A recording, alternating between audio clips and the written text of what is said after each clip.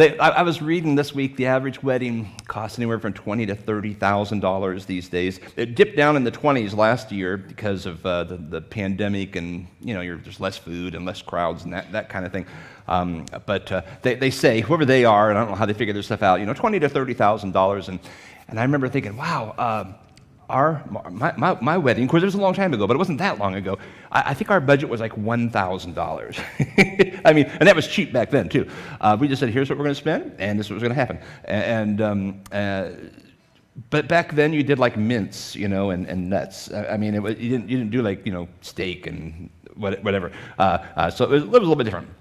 A lot of cash flow going on. So I always wonder, like, what does all that money go toward? And so I just Googled, like why? I Googled, why do people spend so much money on weddings? And this is the first thing that popped up. I thought, I'll just copy and paste it and throw it in there. So all the wordings from whatever this website was. Primary reason for spending so much in weddings is showing off to society. That's fair. I mean, that's fair. We're kind of like, hey, making a good impression, right? These big fat weddings are the outcome of societal pressure and expectations. Beneath all the glitter and enjoyment is the endless effort that families of the bride and groom make to please the guests who are to attend the wedding. I thought, I guess that's fair. I was going to come up with a real theological, spiritual explanation. And I thought, that sums that up pretty well. That's not necessarily good or bad. It's just kind of what it is. I mean, we're just like, I want to show. I've made it. I'm an adult. I'm in the adult world.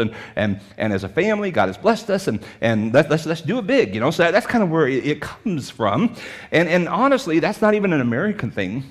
That's like in every culture. Any culture you ever study, that's kind of how they did it, how they do it, and how we do it. It's just part of our nature, I guess. Even back in the days of Jesus, the wedding we're going to look at, it was really part of society there too. You want to do it big and do it wild and be impressive, and because it says a lot about your family. Now, processes change of how the process, you get married. It's a little simpler here, even really simple with Cheryl and I. I don't remember all the details, but it was, I think we were at the mall maybe. We were somewhere, we were walking along, and I think that the big proposal was, I suppose we'll get married. And she was like, yeah, I suppose so. So that was my big drop to the knee moment, which didn't happen. And it was like, well, I suppose we could do it December 20th. It's kind of end of semester break, And she goes, yeah, that'll work. And this was a conversation I remember was at my mom's house on July 4th. We were there, and then my mom's like, well, let's just do it August 24th. That's before school starts. We're like, okay.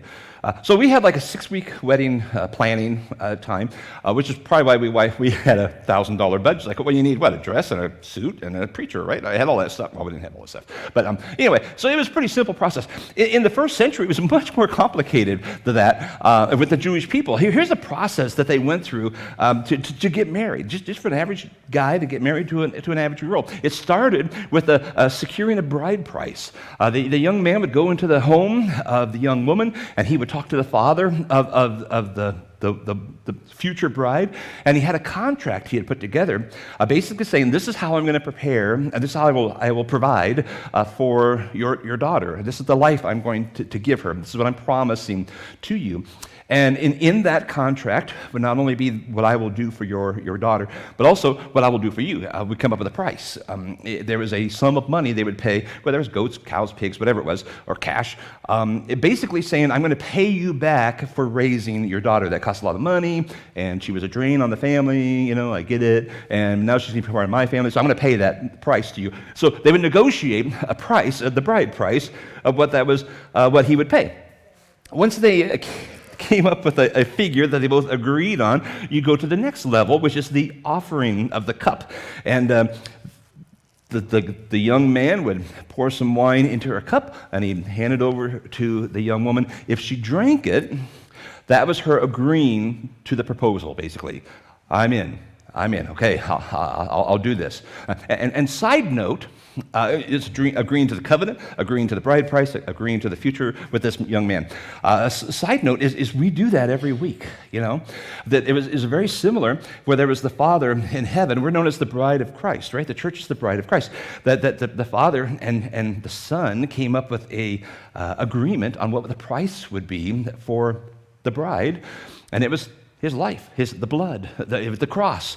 And a covenant would be established between the groom and the bride. I will be their God, they will be my people, and that whole thing. And remember when he sat with his disciples, he said, this is the blood of the new covenant, and he kind of slid the cup over and said, what are you going to do with it? And they drank. They said, I'm in. We do that every week. We do that every week in communion. We say, yes, there's a covenant, there is a relationship. We are the bride of Christ, and I'm in. And we take that cup remembering the blood, the price that was paid. Just a side note there. So the offering cup, this was the official betrothal. At this point, they are legally binding married. The only difference between marriage and this point is they've not been together physically at all. So that part hasn't happened. And a typical betrothal was 1 to 2 years. During this time, they would be independently, the bride and groom, preparing for the future wedding, and they were not allowed to ever see each other during this time. You don't want anything inappropriate, any temptations, anything. It's just you go over there, I'm going to go over here, and I'm going to prepare, and you're going to wait. It's basically the idea. This is probably about the time. This is the time that the angel Gabriel shows up to Mary. She's betrothed to be married. She's had this agreement. She did the wine. She said yes. Joseph's my guy. Joseph paid the bride price. Everything was arranged. So it was really awkward for Mary to become pregnant and to explain how that happened when they can't be together at all. It's like, how is that even possible? It's impossible. Well, turns out it was impossible. It was a God thing. You know the story. That's the offering of the cup. Also, there is the gifts for the bride. The groom would present the bride with some special gifts. It was the idea was, we're not going to see each other for another year or two, so you keep these gifts as a fond little memory to think of me fondly in these next years. This is what I think about you. I think you're special, and it kind of begins building a little bit of a bond, even though they don't see each other at all. Number 4 is the mikveh. They still do this to this day. It is a ceremonial cleaning, a cleansing, where they would dip themselves. It's the same word the Hebrews used for baptism. They would go underwater, and it was a ceremonial thing. I am pure, I'm being purified, I'm ready for marriage, and I'm preparing, promising my purity before marriage as well. So that took place. There is number 5, the preparing of a place. The groom, during this next year to 2, depending on the time, the groom would prepare a wedding chamber for the honeymoon, which was typically built in the home of the father. So you got the father and his son builds a wedding chamber there. The wedding chamber was to be beautiful. It was to be a place that he could bring his bride at the wedding, and the couple would spend 7 days inside the wedding chamber as part of the wedding feast to begin their married life together. So think honeymoon at dad's house for a week. Really romantic, really kind of fun, right? The wedding chamber was built to the groom's father's specifications. So it wasn't the groom's plan, it was the father of the groom's plan. This is what I want it to look like, this is how it should be, this is how I want it arranged, and this whole thing. And the young man was not allowed to go get his bride for the wedding until the father approved the space. So if you're preparing a place for your bride, I'll let you know when it meets my expectations, and then I'll say, go get your bride. That's what's going on. That's why it took 1 to 2 years. It just depended on how long it took the groom to prepare the place for the bride. Number 6, the consecration of the bride. While the groom's preparing the wedding chamber, the bride is considered consecrated, bought with a price, so to speak. She went out in public. She would wear a veil, so everybody knew, okay, this is she's spoken for. She's married or betrothed. She's not to be with anyone else.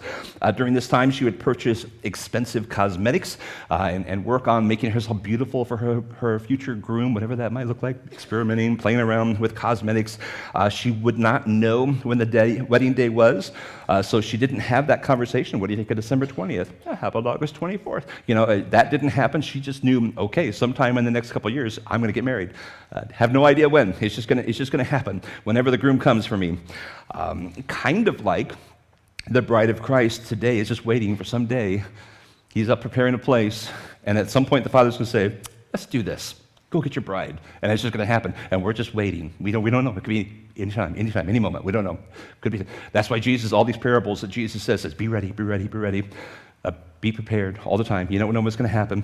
That's the consecration of the bride. Grooms typically came for their brides in the middle of the night, kind of like a like a thief in the night type of thing. So the bride would have her lamp next to her, ready to go.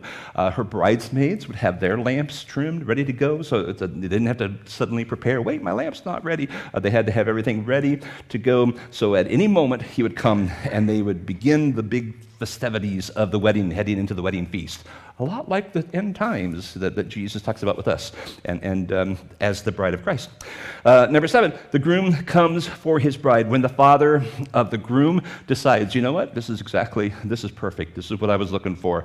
Son, go get your bride. When he says that, the son gathers his friends, and they take off towards the bride's home. Again, there's no warning. She doesn't know what's happening, other than as he's getting close, they begin to blow the ram's horn, the shofar. They're shouting, they're singing, they're dancing. So everybody knows something is happening. When they hear that horn, the bride goes, it's time, like when the trumpet call sounds or something. And they gather their things, and she runs out to meet her groom, as well as the groom and his friends and her friends, bridesmaids, and so to speak, and they will have this little parade all the way to the fathers of the groom's home. And so the city begins alerted, hey, there's a wedding going on. We can tell what's going on because all the singing and the dancing and the shouting and the ram's horn, and there's all kinds of celebration going on. Number 8, the 7 days in the wedding chamber. The groom will take his bride straight to the wedding chamber. Well, they will spend the next 7 days together alone. The groom's friend will wait outside the door, and once the wedding is consummated, the groom will whisper out to the window or the door, whatever, to the friend, and the friend will shout it out to the family, and the friends that are gathered, and their celebration begins. You have a 7-day feast that now begins with this moment. They celebrate for 7 days straight until the bride and groom emerge from the wedding chamber that time. Now, this is a big week for the groom's family. The groom pays for all this thing. People are coming in from out of town. There's no restaurants. There's no hotels. There's no anything. So they are the hosts for all these family, all these friends, all these people that have traveled, all these people in the community that have gathered to be a part of the celebration. And there's a lot of weight on them during this time. This is how you celebrate to those around you, how God has blessed you, how God has provided for you.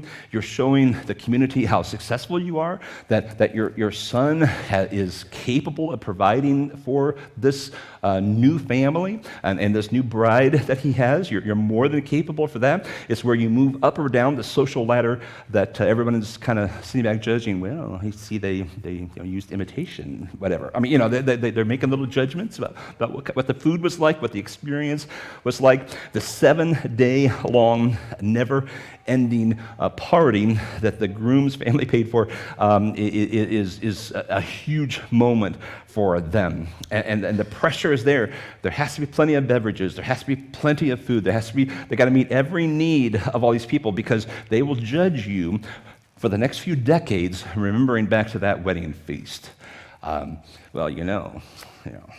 Whatever the judgment is. And so they have to be really on the top of their game here. Number 9, the marriage supper. After the 7 days in the wedding chamber, the bride and groom come out and they join the party and they participate in one last feast with the friends and the family, and this would conclude the wedding celebration. Number 10, they would depart for home. Another parade would happen as they leave the father of the groom's house and they go to the home that the groom had prepared for his bride, and then they start their life together. Now, this is the context of the miracle of Jesus turning water to wine. For those of you who have been watching The Chosen, that's the last episode that we're kind of covering the biblical story from today. They are at a wedding of a family member or a close family friend. Obviously, they had to be highly connected because Mary's she knows what's going on with what's left in the wine cellar. She knows what's going on. She fears that her family or her friend, whoever it is about to become socially embarrassed because they had run out of wine and there's be nothing to drink. We have this last big feast and there's nothing to wash it down with. What are we going to do? Everybody's going to remember after the 7 days of celebration, all they're going to remember is we ran out of wine, and they will be judged on that the rest of their life. John chapter 2 is a story. That's all the context kind of leading up to this, right? Chapter 2, John, verse 1.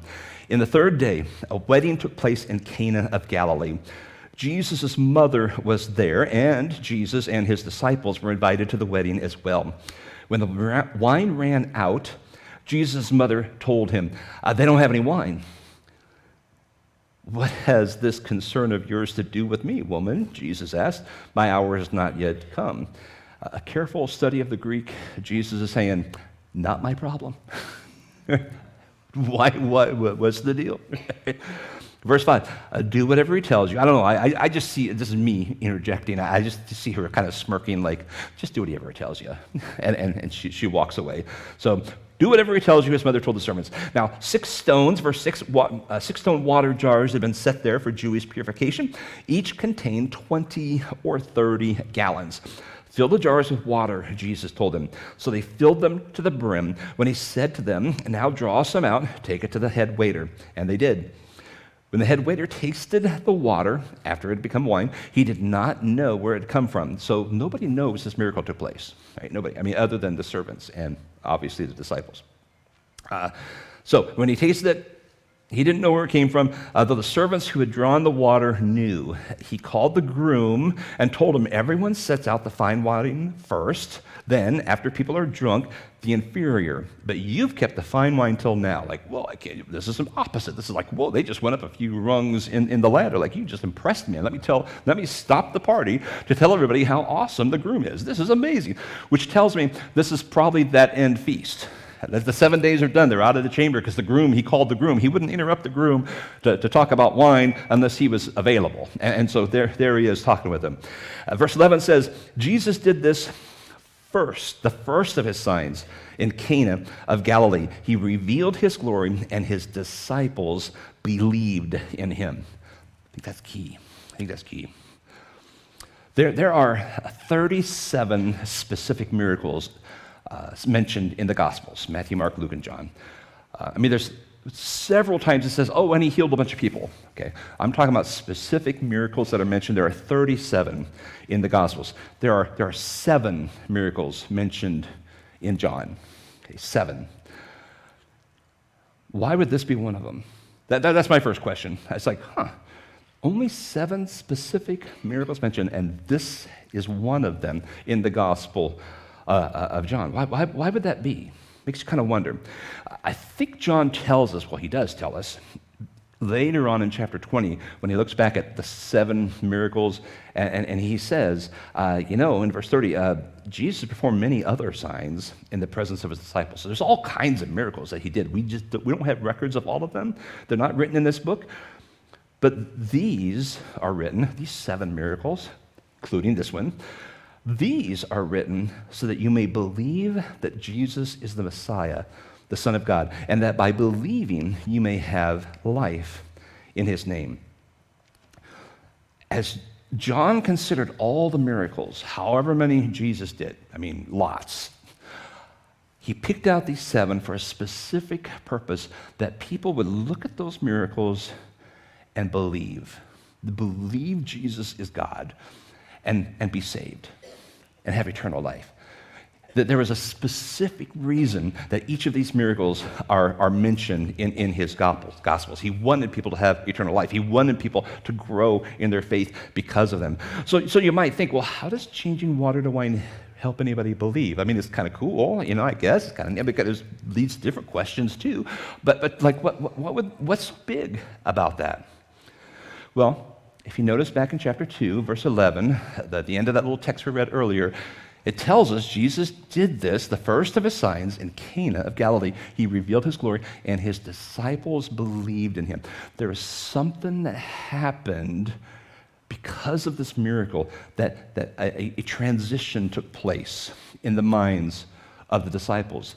He wasn't just a good teacher anymore. He was elevated now. He went beyond that. He was more than just an inspirational guy to hang around and listen to him teach. Like, I just get so much out of his teaching. I really enjoy listening to him speak. It's more than that.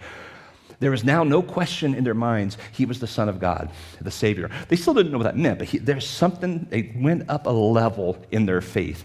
They understood he was of God. He had to be of God, who had been born to save the world from sin. This miracle was not a sign for the wedding party or for the groom's family. None of them know what even happened. Maybe they didn't even know till John wrote his letter, but I probably suppose word got out later. They didn't even know. I mean, the groom didn't know. He was like, oh, yeah, great choice. Yeah, I mean, he was as surprised as anybody else. He didn't know what was happening. The servants knew. They knew. The credit of the headmaster guy, he credits the groom, and and he's like, well, thanks. yeah, I'm providing for my bride. I told you I could, But the only ones who really knew this was his disciples and the servants, and that elevated their faith. They saw what happened, and it elevated them. Now, by keeping it simple like this and secret, he was able to keep his promise to his mom. It's not my time. Like I can't do this. I can't let the word get out. It's going to be his time really soon. What this was a time it was his time for his disciples to take a step forward, because very soon it was going to get really public. And the whole Messiah thing was going to start happening. But this is the very, very beginning. He had to convince his inner circle first, and that's what was the purpose of this, I believe. Here's what I think made this miracle so impactful for the disciples. Again, because it was like a beverage thing, right? It was like, I mean, okay, but it was significant. Verse 6 tells us there were 6 water pots of stone used for purification. This is the water that the guests had been using throughout the week. It's set aside in these big pots, and they would put them in the smaller pitchers and put them in the bowls, and this is what they would wash their hands with and wash their feet with. Okay, that was the ceremonial cleaning, the purification stuff. So you often hear the washing of the feet and the washing of the hands. That's what that water is for. It wasn't their drinking water. It wasn't their storage for excess supplies. It was for cleaning. It was still clean because, like I said, they put it in pots and put it in bowls. Okay, so they were clean.